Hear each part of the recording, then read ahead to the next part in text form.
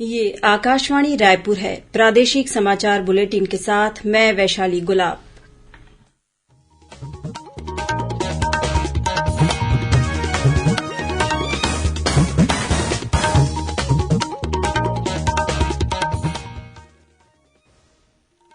और अब पेश है आज के मुख्य समाचार। केंद्रीय राज्य मंत्री भानु प्रताप सिंह वर्मा ने राजनांदगांव में विभागीय योजनाओं की समीक्षा कर हितग्राहियों से चर्चा की। मुख्यमंत्री ने भेंट मुलाकात कार्यक्रम के तीसरे चरण की शुरुआत जशपुर जिले के ग्राम बटईकेला से की। ग्रामीणों की शिकायत पर बागबहार के नायब तहसीलदार को किया निलंबित। जांजगीर चांपा जिले के ग्राम पिहरीद में बोरवेल में फंसे बच्चे को बाहर निकालने के लिए बचाव कार्य जारी। मुख्यमंत्री ने परिजनों से की बातचीत। और मौसम विभाग ने प्रदेश में कल 1-2 स्थानों पर गरज चमक के साथ बिजली गिरने और अंधड़ चलने की दी चेतावनी।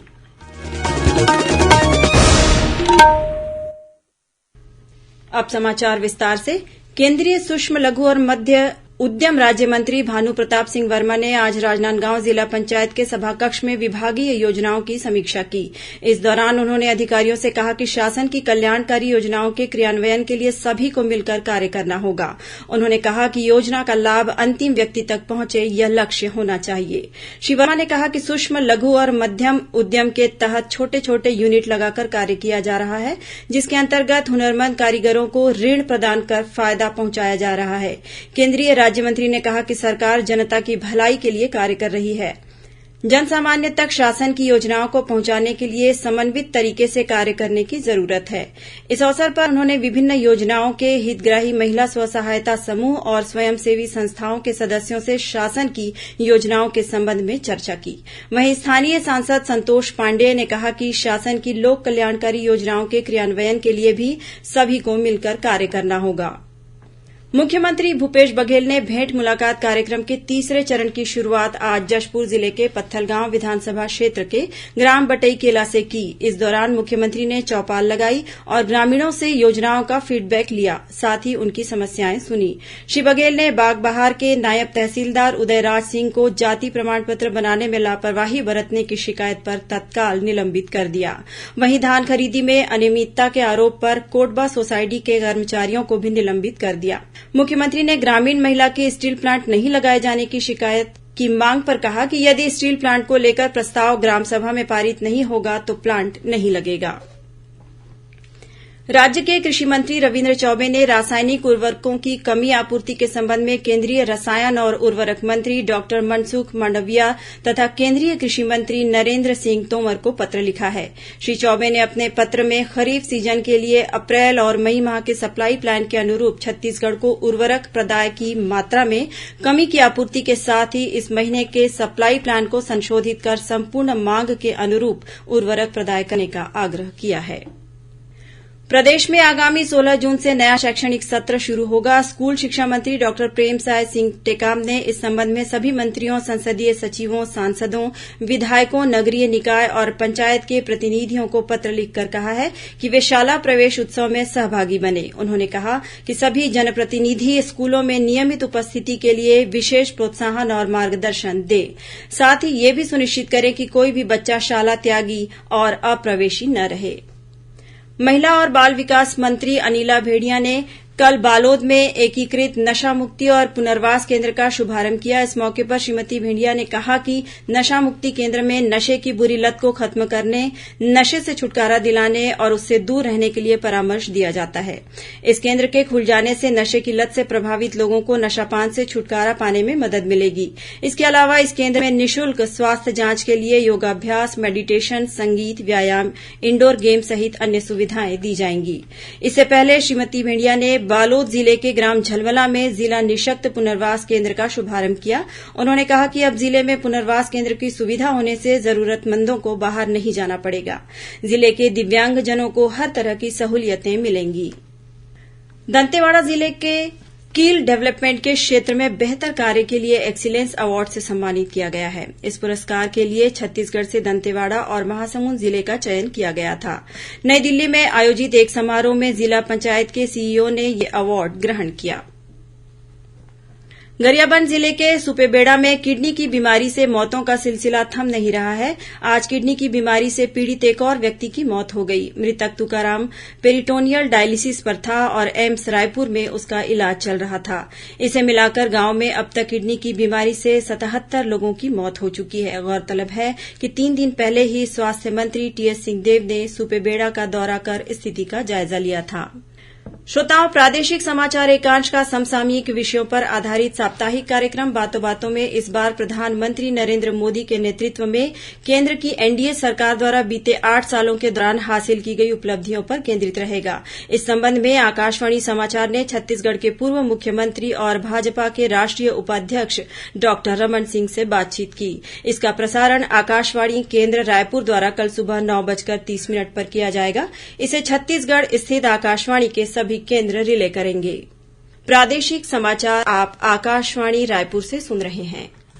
छत्तीसगढ़ की खबरों से है आपका वास्ता और खबरों की विश्वसनीयता से है हमारा वास्ता। आकाशवाणी समाचार रायपुर के प्रादेशिक समाचार बुलेटिन के साथ ही हमारे समसामयिक कार्यक्रम आप रेडियो के अलावा अपने मोबाइल पर भी सुन सकते हैं। आकाशवाणी समाचार फेसबुक, ट्विटर और यूट्यूब पर भी उपलब्ध है। हमारा Facebook page Chhattisgarh news on AIR, Twitter handle CGAIR news और हमारा यूट्यूब चैनल है छत्तीसगढ़ AIR न्यूज। तो अब रेडियो के साथ ही आपके मोबाइल के जरिए भी हम पहुंच रहे हैं आप तक। छत्तीसगढ़ की हर खबर के लिए सुनते रहिए आकाशवाणी समाचार।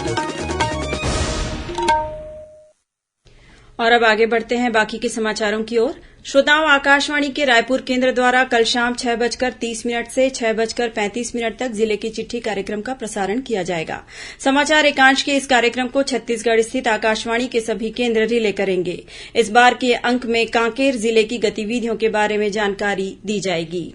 जांजगीर चांपा जिले के ग्राम पिहरीद में बोरवेल में फंसे 11 साल के बच्चे को बाहर निकालने के लिए पिछले 26 घंटे से रेस्क्यू कार्य जारी है।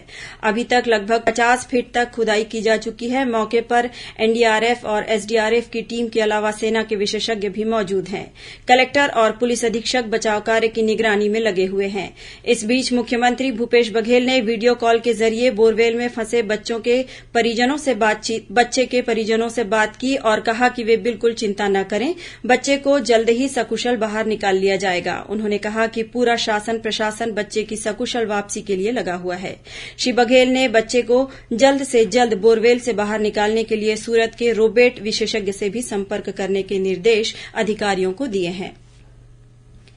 बेमेतरा के एक निजी अस्पताल में इलाज कराने के दौरान गिरफ्तार इनामी माओवादी जयराम कुरूटी को पुलिस ने कल न्यायालय में पेश किया, जहां से उसे न्यायिक रिमांड पर जेल भेज दिया गया है। वहीं माओवादी के मददगार के रूप में एक 10 वर्षीय बालक और अस्पताल के डॉक्टर से पुलिस पूछताछ जारी है। गौरतलब है कि बेमेतरा पुलिस ने 2 दिन पहले जिला मुख्यालय स्थित एक निजी अस्पताल में इलाज करा रहे एक माओवादी और उसके सहयोगी को गिरफ्तार किया था। उधर बीजापुर जिले में बासागुड़ा थाना क्षेत्र के तर्रेम और उसूर क्षेत्र से सुरक्षा बलों की टीम ने एक इनामी सहित 3 माओवादियों को गिरफ्तार किया है। और अब पेश है मौसम का हाल। मौसम विभाग ने प्रदेश में कल 1-2 स्थानों पर गरज चमक के साथ बिजली गिरने और अंधड़ चलने की चेतावनी दी है। साथ ही कुछ स्थानों पर गरज चमक के साथ छींटें पड़ने की भी संभावना है। मौसम विभाग के अनुसार प्रदेश में पश्चिम से ठंडी और नमी युक्त हवा आ रही है, जिसके कारण अधिकतम तापमान में गिरावट देखी जा रही है। इधर जशपुर में तेज हवाओं के साथ मूसलाधार बारिश होने की खबर है। वहीं कबीरधाम जिले में भी बारिश हो रही है। इससे लोगों को गर्मी से कुछ राहत मिली है। और अब कुछ खबरें संक्षेप में। राज्यपाल अनुसुईया उइके कल 12 जून को कबीरधाम जिले के भोरमदेव में आयोजित बैगा जनजाति समाज के महासम्मेलन में शामिल होंगी। छत्तीसगढ़ राज्य ओपन स्कूल द्वारा आयोजित हाई स्कूल और हायर सेकेंडरी परीक्षाओं के आयोजन के लिए कार्ययोजना तैयार कर ली गई है। शिक्षा सत्र 2022 से 24 के लिए बीएड और एमएड विभागीय प्रशिक्षार्थियों की प्रवेश प्रक्रिया प्रारंभ हो गई है। प्रशिक्षार्थी आगामी 25 जून तक एनसीईआरटी की वेबसाइट पर ऑनलाइन आवेदन भर सकते हैं। रायपुर रेल मंडल के सिलियारी मांडल सेक्शन के बरबंदा गेट संपार फाटक पर रेलवे ट्रैक की आवश्यक मरम्मत कार्य के कारण 13 जून की रात 10 बजे से 14 जून की शाम 6 बजे तक इस मार्ग पर वाहनों का आवागमन बंद रहेगा। जिला रोजगार कार्यालय रायपुर द्वारा 13 जून को प्लेसमेंट कैंप का आयोजन किया जाएगा। इस कैंप में 10वीं और 12वीं उत्तीर्ण आवेदक भाग ले सकते हैं। रायपुर जिले में संचालित सभी शासकीय अशासकीय महाविद्यालयों तथा विश्वविद्यालयों में अध्ययनरत अनुसूचित जाति, अनुसूचित जनजाति और पिछड़ा वर्ग के विद्यार्थी पोस्ट मैट्रिक छात्रवृत्ति के लिए ऑनलाइन आवेदन कर सकते हैं। दुर्ग स्थित चंदूलाल चंद्राकर स्मृति चिकित्सा महाविद्यालय और उससे संबद्ध चिकित्सालय में 13 जून से ओपीडी शुरू होगी। राजधानी रायपुर के छत्तीसगढ़ पंडरी हाट परिसर में जगार प्रदर्शनी मेला शुरू हो गया है। यह मेला आगामी 19 जून तक चलेगा। इस मेले में छत्तीसगढ़ सहित 12 राज्यों के 140 स्टॉल लगाए गए हैं। महासमुंद जिले के सिंघोड़ा थाना क्षेत्र में पुलिस ने एक ट्रक से भारी मात्रा में गांजा बरामद किया है। इसकी कीमत 1,42,00,000 रुपये आंकी गई है। इस मामले में ट्रक चालक को गिरफ्तार किया गया है। और जांजगीर चांपा जिले में संचालित चिटफंड कंपनी के एक डायरेक्टर को कोलकाता से गिरफ्तार किया गया है। इस मामले में अब तक 12 लोगों की गिरफ्तारी हो चुकी है। अभी भी 3 आरोपी फरार हैं। अंत में मुख्य समाचार एक बार फिर। केंद्रीय राज्य मंत्री भानु प्रताप सिंह वर्मा ने राजनांदगांव में विभागीय योजनाओं की समीक्षा कर हितग्राहियों से चर्चा की। मुख्यमंत्री ने भेंट मुलाकात कार्यक्रम के तीसरे चरण की शुरुआत जशपुर जिले के ग्राम बटईकेला से की। ग्रामीणों की शिकायत पर बागबाहर के नायब तहसीलदार को किया निलंबित। जांजगीर चांपा जिले के ग्राम पिहरीद में बोरवेल में फंसे बच्चे को बाहर निकालने के लिए बचाव कार्य जारी। मुख्यमंत्री ने परिजनों से की बातचीत। और मौसम विभाग ने प्रदेश में कल 1-2 स्थानों पर गरज चमक के साथ बिजली गिरने और अंधड़ चलने की दी चेतावनी। इसी के साथ प्रादेशिक समाचार बुलेटिन समाप्त हुआ। नमस्कार।